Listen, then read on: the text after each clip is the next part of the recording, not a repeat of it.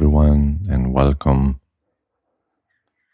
In today's sharing, we will review the teachings of the Buddha, their essence and main purpose, and also the Buddha himself regarding his function in the world, his attributes and qualities. I remember being asked recently, what is Dhamma?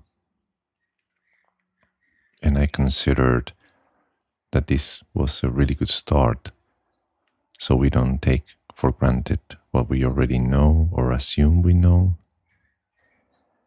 but rather it gave me a chance to be humble, to stop and reflect about this simple question, as there is a lot to see, to understand, to reflect and realize.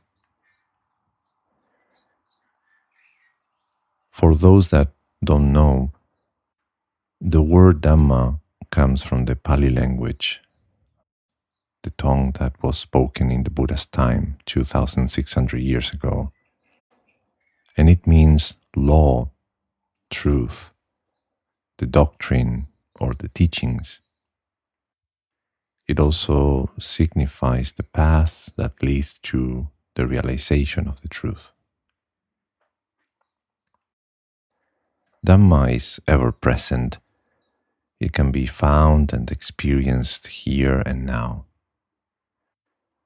It is the universal truth and the laws that govern and encompass every living creature in the universe.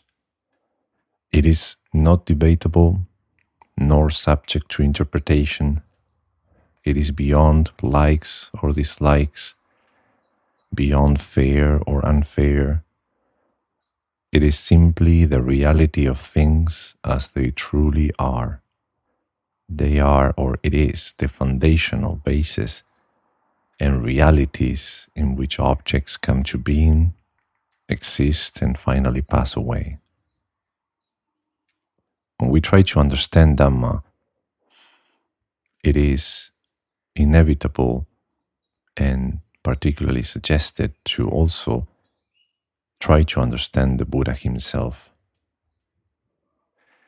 There is a saying that states, "He who sees the Buddha sees the Dhamma, and he who sees the Dhamma sees the Buddha." It's such a profound statement or saying. It really touches my heart. The teachings and the Buddha are inseparable. In terms of their pure qualities, they are indistinguishable from each other. Looking at one, we see the other. Understanding one, we realize the other. The deeper we understand the nature of the Buddha, the deeper we understand the Dhamma, the teachings. And of course, the deeper we understand the teachings, the Dhamma, the deeper we understand the Buddha. The word Buddha is not a proper name, but more like an honorific title. It points at some attributes that can be accomplished and realized. The word again comes from the Pali, meaning to understand, to know, or to awaken. The word Buddha, therefore, means the one who has understood the truth, the enlightened one, the one who has awakened from the sleep of ignorance, and he who awakens others from the sleep of ignorance. And the Buddha himself has a very special function. The special function of the Buddha is to rediscover the lost path to liberation from samsara, the cycle of births and rebirths, and to make this path known to the world at large. And regarding his pure qualities, or understanding the Buddha from the standpoint of his special qualities, we can distinguish three of them. First, the Buddha's purity, that indicates or tells us the eradication of all defilements, to be free from all defilements, all impurities. The Buddha's actions of body, speech, and mind are totally pure. The wisdom of the Buddha is the other quality and signifies the achievement of enlightenment. The wisdom of the Buddha has depth, it is precise and has range. The breadth of the Buddha's wisdom is vast and deep. The Buddha understands things in their deepest nature, in their most profound nature. He understands things with precision, just exactly, truly as they are. And the third quality is the Buddha's great compassion, because this compassion guides his wisdom. Through compassion, the Buddha empathizes with sentient beings, with all of us, all caught up in this world, caught up in the cycle of suffering, the cycle of births and rebirths, what is called samsara. And through this compassion, he works relentlessly, compassionately, with empathy, to alleviate the suffering of all of us, all sentient beings. And that is done by teaching the Dhamma, by making known this Dhamma to all sentient beings, and give us an opportunity to walk this path to liberation. Sometimes we connect with the spiritual path, and at times it seems to be, or appears to be, very far, something ideal, something that is difficult for us to practice or to realize or to reach. But if we consider, or if we review the Buddha himself also as a person, what he went through, understanding a little bit his life or his story, we see that we can empathize a lot with also his ups and downs, his challenges. He was a human being, just like us. Perhaps to review a little bit of his life, he was named Siddhartha Gautama. He was born in what today is Lumbini, Nepal. And his father, King Suddhodana, and Queen Maya, they were living in this kingdom, in this Sakya community. And he had every single thing that he needed for his life, for his abiding. He had not only the care and love from his family, he was just a prince. He was also cuddled and shielded from any pain or any form of suffering or discomfort. He was provided with the comforts of life. And that's how he grew up in this environment. And the story says that, of course, he married a beautiful wife, he had a child. His father arranged 3 palaces for him to abide according to the season. The palaces were full of gardens, there were musicians, or dancers coming to please him, to entertain him, to make his life more pleasant, more pleasurable. But the story says that as he grows up, he becomes more reflective, he becomes more thoughtful, just considering, well, is this it? Is this the way of life? Is this the only thing there is? And his father certainly wanted him to protect him from any type of discomfort or suffering. At birth, it was predicted that he will either become a great ruler, a great king, or else he will be a spiritual teacher, a master. And his father was frightened by the second prediction. So he tried to incline the scale to encourage him to live the life of a prince that will eventually become a king. And it was all good for his father until Siddhartha became very, very reflective and considering about the world and to investigate a little more what lay beyond the walls of his palace or his kingdom. So the legend says, or the myth says, that he goes out and he has these 4 encounters in the world.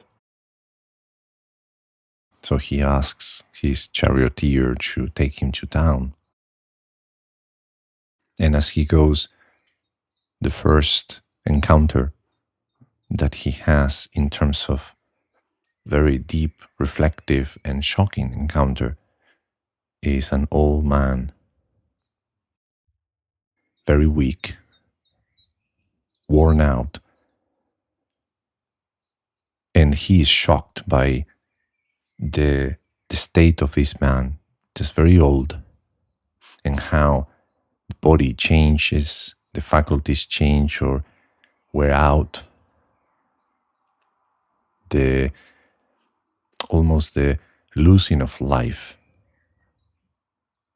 almost as if life squeezes through the fingers and cannot be grasped in this very old age. So he converses with the charioteer, and in a way he's a little bit shocked because he has not seen a person like this before. And the charioteer tells him, of course, well, Siddhartha, this is old age. We will certainly all become old.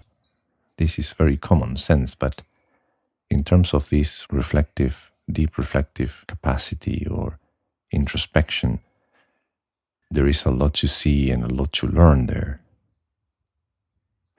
So as the day goes by, he comes to the second encounter, which is a sick man being consumed by a disease. Certainly, the faculties of this man diminish. One can see the weakness, and that also is a little bit of a shock because his father tried to take away any sights that were not pleasant or conducive. All sick people in the palace were taken away from his sight. So he becomes a little shocked and asking his charioteer, what happened to this man? And the charioteer compassionately says, well, this is illness, sickness. Everybody becomes ill. Sickness is also bound to happen sooner or later. We become weak and we become more prone to become sick. And this is a universal truth. So this shocking reality continues to dig deep into Siddhartha's reflections. The third encounter that he has like in India today, for those who were able to visit, there is this procession in the streets when someone passes away, and the corpse is being carried by the family and taken to the burning ghats to say the last goodbye. So he comes across this procession and he comes in contact with the corpse. And as this progressive reflection based on these encounters come to this ultimate from old age, sickness, and now death. So he certainly is very shocked by seeing this corpse. And he has a conversation with the charioteer and sharing his thoughts and puzzlement, bewilderment. So this is death, Siddhartha, the charioteer tells him. This is inevitable. Everything that is born is bound to die. Everything that is fair and beautiful decays and ends up in this cycle of death and birth and death. So this really strikes him and deepens also his reflections and considerations about his life. And the fourth encounter is seeing the seeker, a monastic, a monk. So Siddhartha sees this monk going on alms round with his bowl, and it catches his attention and comes to him and asks him, "Hello, sir, what are you doing? I mean, who are you?" He was a bit interested and captivated by the peacefulness and maybe the demeanor of this monk. And the monk kindly says that I am a renunciant, I'm a recluse. I seek a life of peace, and particularly to learn and understand the way out of samsara, the way out of suffering. So in this encounter is where all the pieces come together and just flicks the switch inside Siddhartha's heart, almost as if he's already finding the destination, resonating with all the things that he encountered, what was his direction towards his life and his pursuit. So coming back to the palace, the Buddha, in this case, Siddhartha at that time, becomes very, very puzzled and troubled. These encounters awaken deep reflections, thoughts, and considerations, particularly what is this life and what lies ahead for himself.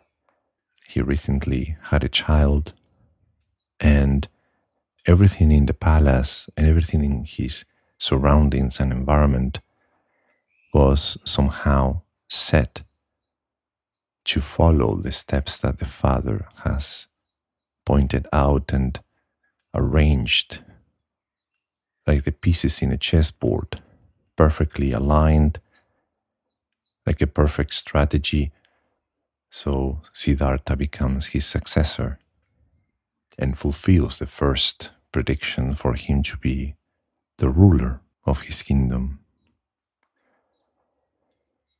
So he cannot hide, certainly, these encounters and this new insight that arises in him. But this insight also comes as a form of trouble, distress, and certainly suffering. So this very moment is where I also wanted to relate not only the teaching and the Buddha himself, but also the process that we can all relate, considering everyday life, every challenge that we face. Of course, these four encounters seem so natural, so obvious. I mean, was Siddhartha not very intelligent? Did he not realize about old age, sickness, death?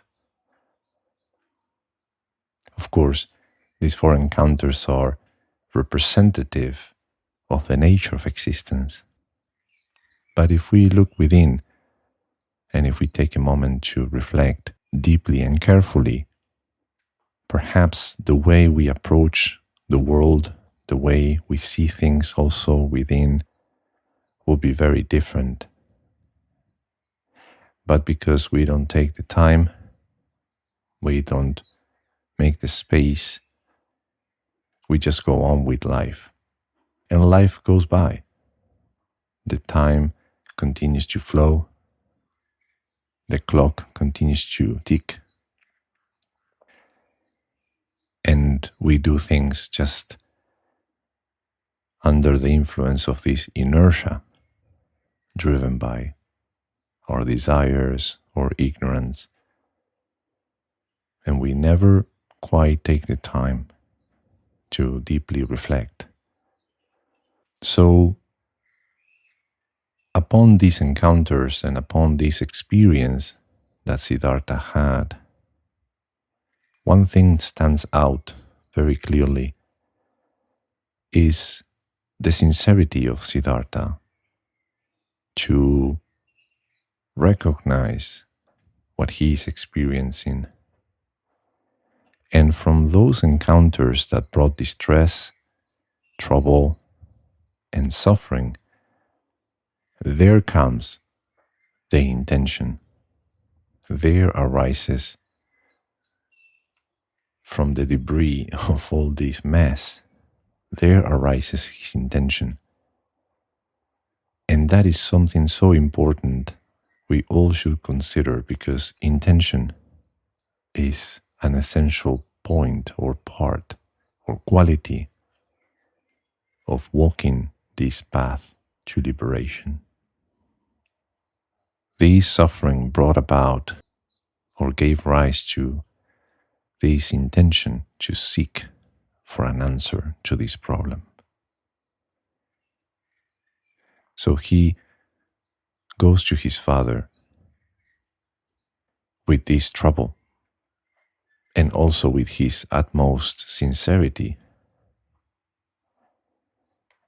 He made a decision to leave the palace. He wanted to become a seeker, like his fourth encounter with the monastic, and in the customs and respect of the family. He needs to go through his father to ask for permission and to tell him, "Well, Father, I know you want me to be here. I know that I am destined to be a king, to follow your legacy. But I cannot lie to myself, and I certainly don't want to lie to you." And he shares his struggles with his father. And his father is very disappointed and somehow afraid, because he saw this coming, and particularly in the prediction that he will either become a ruler, a great ruler, or he will either just follow the spiritual path and become a great spiritual teacher. So he denies, in a way, that Siddhartha goes out. But Siddhartha was so convinced, and he was so puzzled and troubled, and the pain in his heart was such that gave rise also to deep reflective wisdom. So he tells his father, "Father, fair enough. I will do what you say, only if you can give me these things that I am about to ask you." So his father, "No worries, I can give you everything. I am king, I have riches, I have power, I have access do things, to move the pieces in the chessboard to please you, but please stay. So Siddhartha asks his father, Father, can you guarantee, can you offer me, or can you tell me that I will never become old?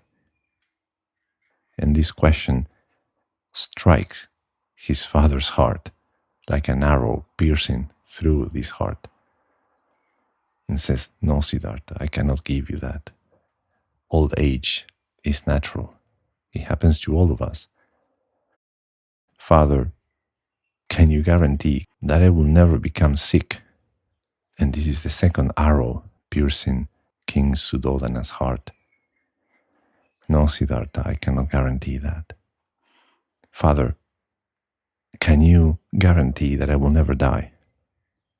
And another arrow piercing deeper.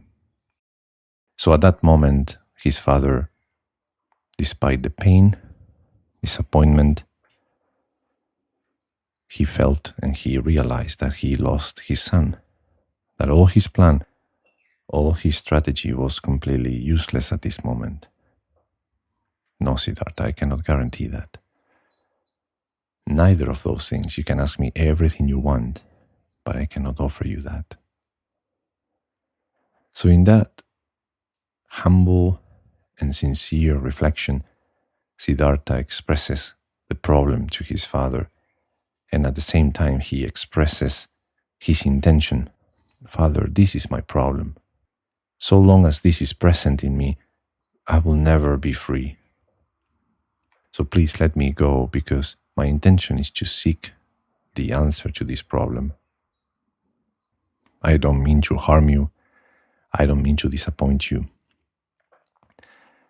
I just mean to share my deep pain and struggle, and also my most sincere intention to follow this path. So, at that moment, Siddhartha confirms his decision and gets, in a way, the permission from his father.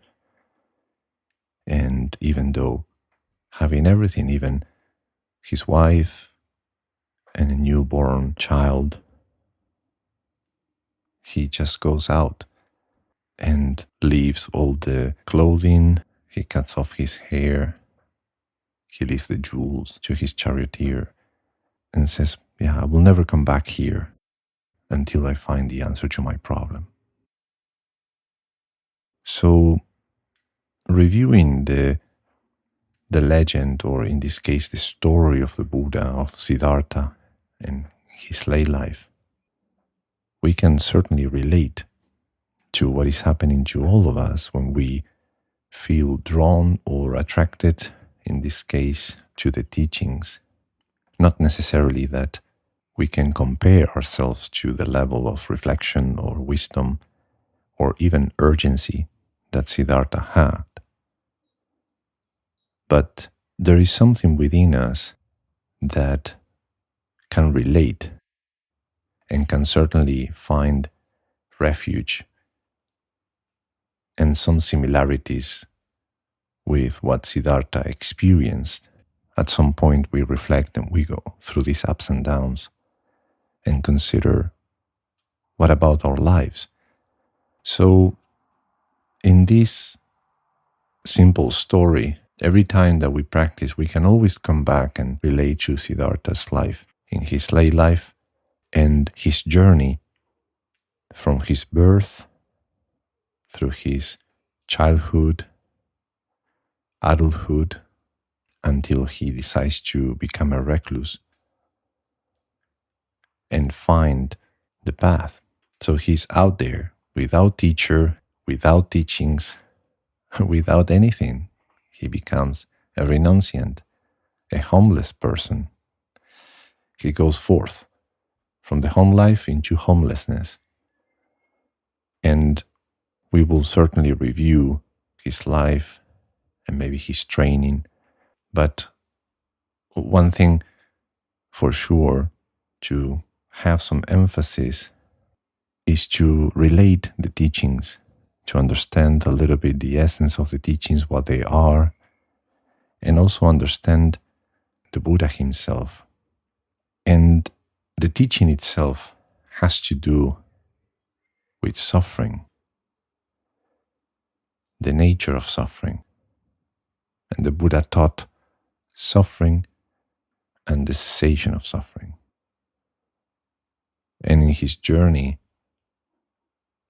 he discovers this Dhamma.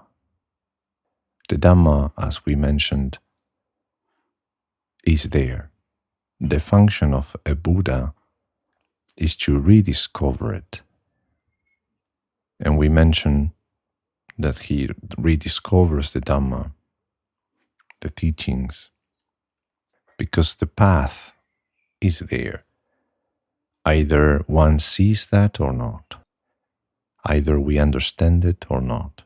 There are periods that they are called of spiritual darkness, in which the path is not discovered, is not made known. It just goes into oblivion. It is invisible to the eyes of those that are living, or in those times. And there comes a Buddha, a person, just like everybody, but in his journey, in all his lifetimes, maturing himself to perfect himself, until there comes a time that a person attains enlightenment, rediscovers this hidden path, realizes it in his own heart, and offers that to the world at large. And that's when we receive that guidance, we receive that teaching, and we can appoint ourselves, and we can also consider aligning our heart, aligning our intention to this path, and make a decision to follow the path, to seek what the Buddha sought, to appoint ourselves to the training and to this development in body, speech, and mind. So we can consider what is our intention, where we are, and where we would like to go, and what is the function of these teachings. Understanding the origin, or where they come from, or what are the bases or the foundations that they point at. And these teachings, the Dhamma, the Buddha in his realization, the first noble truth, the truth of suffering. That natural experience, despite any definition or despite anything that we can imagine, or either something that someone else experienced, we need to bring it back to our own experience. The Buddha discovered the Dhamma, and by bringing the Dhamma to the world, he offers these four truths, that they are like the elephant footprint. The elephant footprint contains the footprint of every living creature in the world. So he gives us these four truths for us to reflect, to consider, to practice, and to realize. So the first truth is the first truth of suffering. What is suffering? Birth is suffering. Aging is suffering. Death is suffering. Pain, grief, despair are suffering. To be separated from the pleasant is suffering. To be united with the unpleasant is suffering. Not to get what one wants is suffering. In short, this mind-body phenomena is suffering. The 5 aggregates of clinging are suffering. And in this definition, it can seem to us very far or idealistic or difficult at times to relate to, but we can connect deeply in every challenge that we experience, every reaction that arises within, every sense of discomfort, either mental or physical. But it also goes related to the things that we wish to have and we don't have, or the absence of pleasure. So in every detail, in every single day that we experience in our lives, if we pay close attention, we can see that suffering is present. And then and there, despite how painful it could be, we are awakening to this Dhamma. We are relating ourselves to this Dhamma. We are not alone. We can start experiencing this Dhamma. So the second noble truth, the Buddha states, that this suffering arises due to causes. It originates due to causes. And that cause is craving. It is this very craving which gives rise to repeated existence, which is bound up with pleasure and lust, and finds delight here, delight there. It is the craving for sensual desires, essential craving, craving for existence, and craving for annihilation. So craving is this spark that makes everything burn. It is always there, finding pleasure here and there, seeking, grasping, identifying. It is sticky, difficult to see, difficult to let go. In the third noble truth, the Buddha gives us something to alleviate ourselves. And he says, well, the third truth is that there is the end or cessation to this suffering.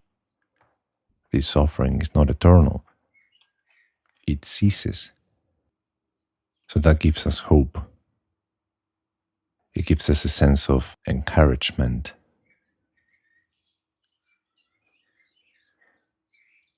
It gives us a chance to strive for.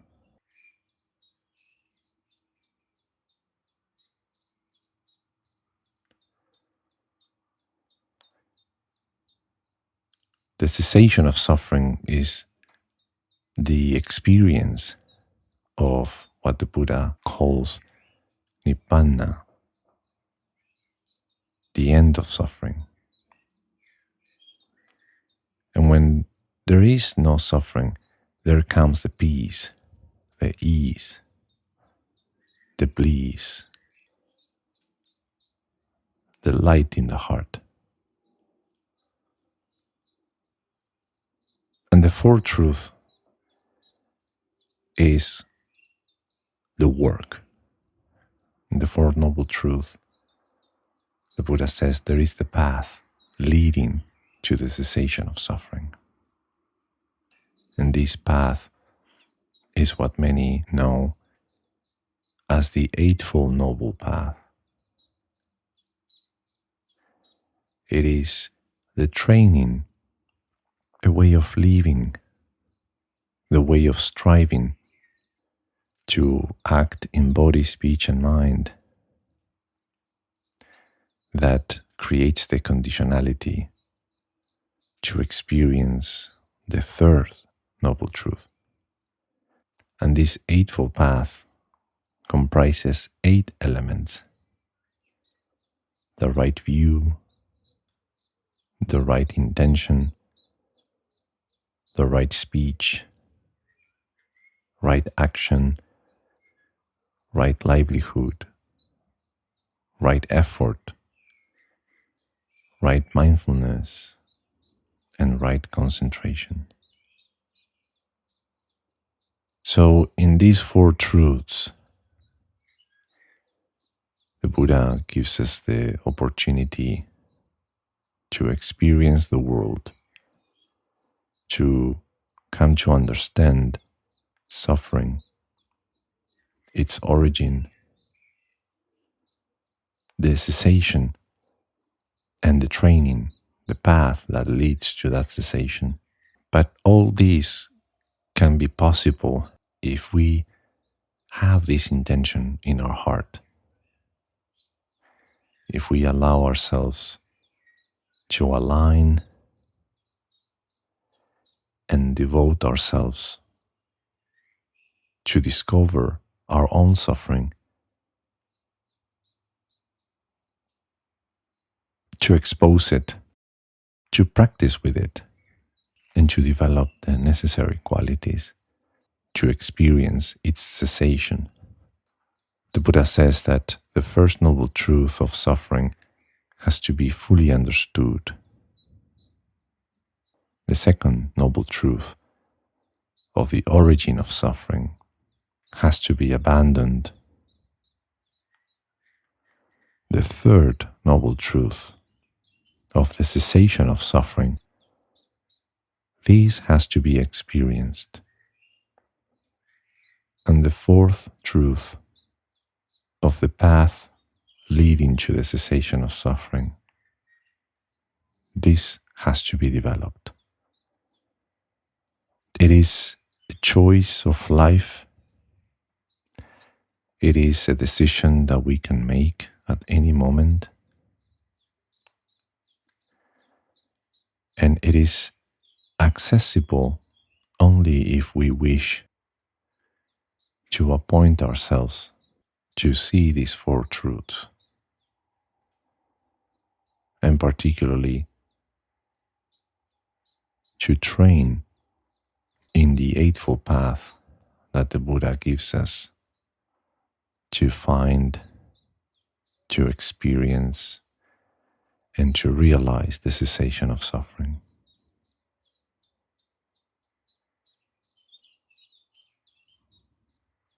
We see that at times when we hear the Dhamma or the teachings or any Dhamma sharing or any type of practice or technique of meditation, we can consider and reflect about our intention. And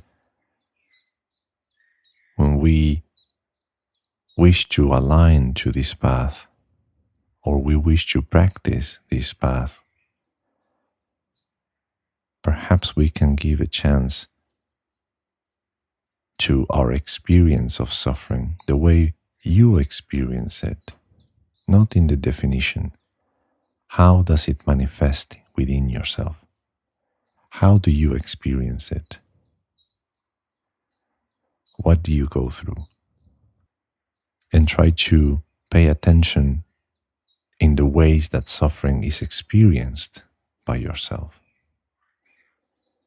And by bringing our hearts to this suffering, to open our hearts to this suffering, and to perhaps pay attention to see the intention that arises from the suffering that you experience yourself.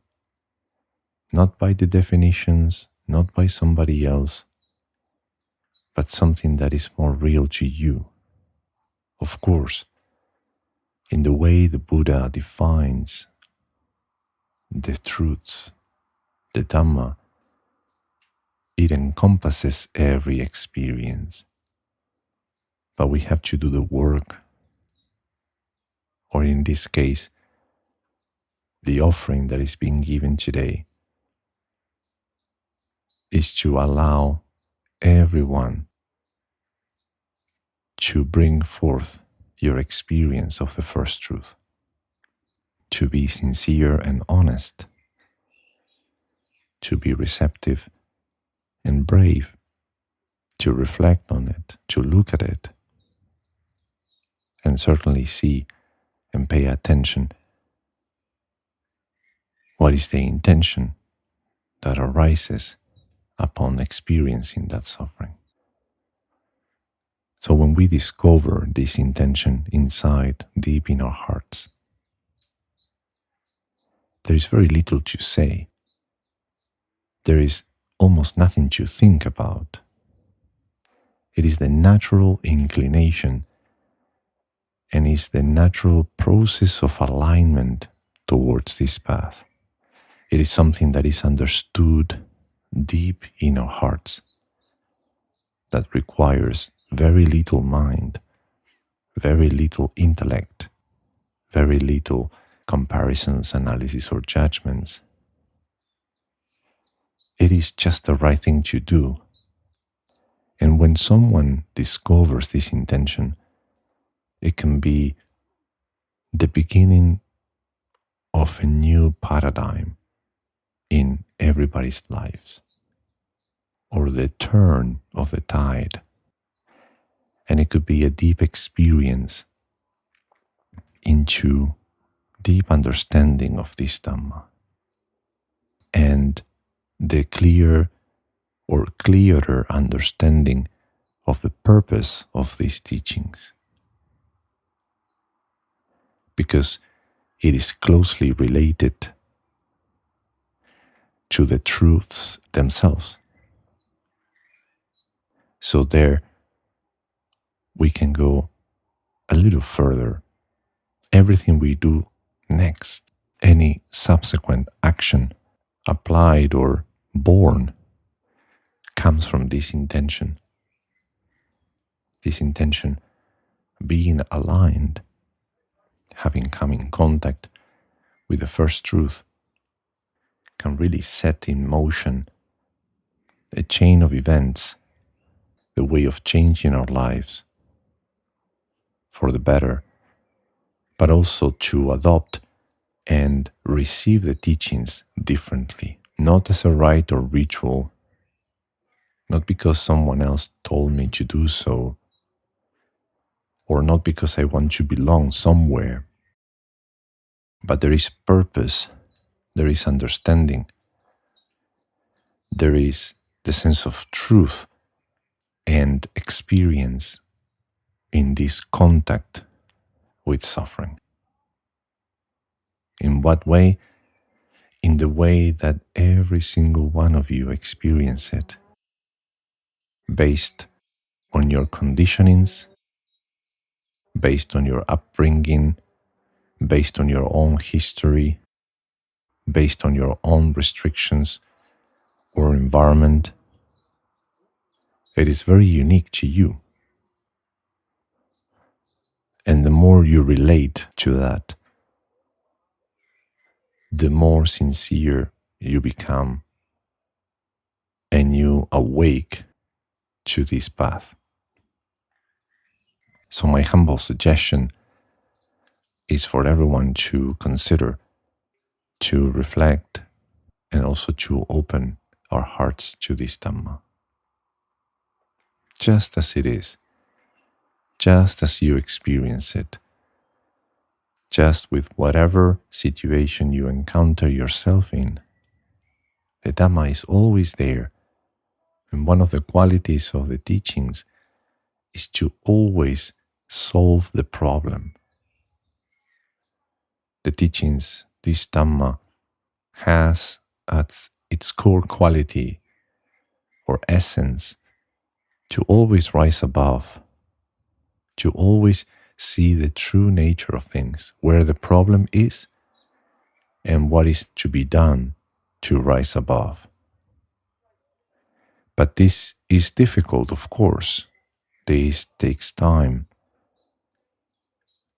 This requires the development of our faith and trust and other set of qualities to be developed in order to further align and further train, particularly in forms of formal practice, to develop mindfulness, concentration that facilitates and supports the quality of wisdom that eradicates ignorance. So, with this, just welcome everyone to reflect, to consider, to discover, to look within yourselves and find this intention in your hearts by connecting, by welcoming, opening ourselves to the first truth of suffering that we experience in everyday life.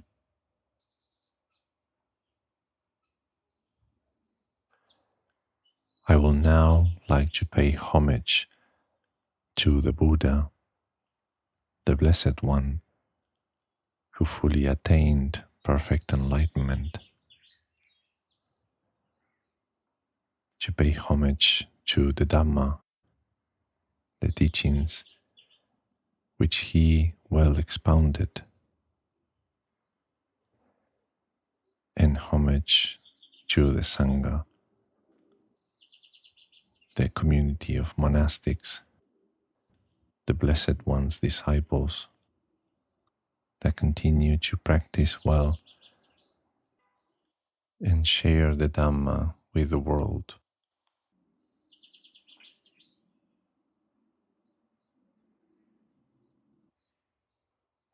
I wish you all a good day, and we see each other in the next sharing.